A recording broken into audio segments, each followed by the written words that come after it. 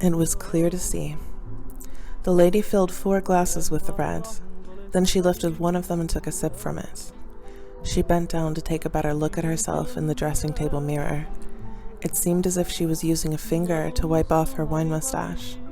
She plugged in the stereo, switched on the radio, and tuned in the first station with a decent sound quality.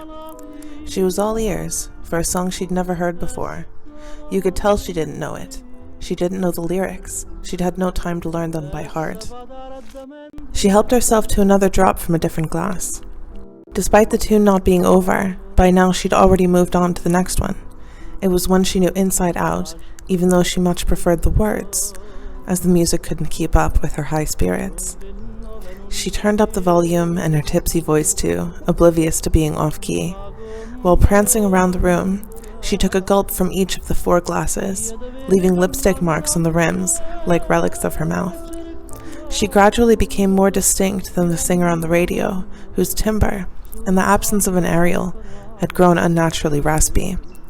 The doorbell rang, and the singing stopped. She glanced at the clock but couldn't tell the time. She darted into the kitchen and perused the shelves.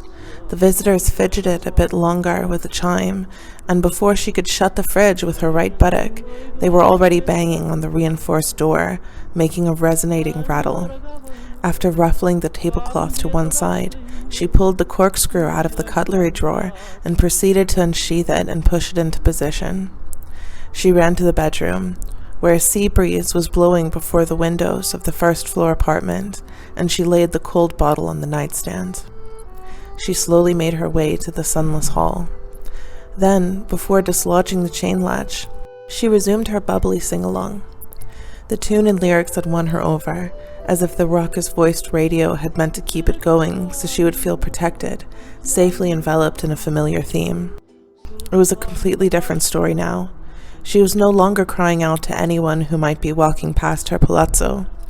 Her performance standard, in fact, had improved surprisingly by sticking to the tempo and attuning to the melody. She was paying her respects to the pace of the music that bore the words she loved beyond sanity, the words that could dissipate every single drop of her blood and overwhelm her.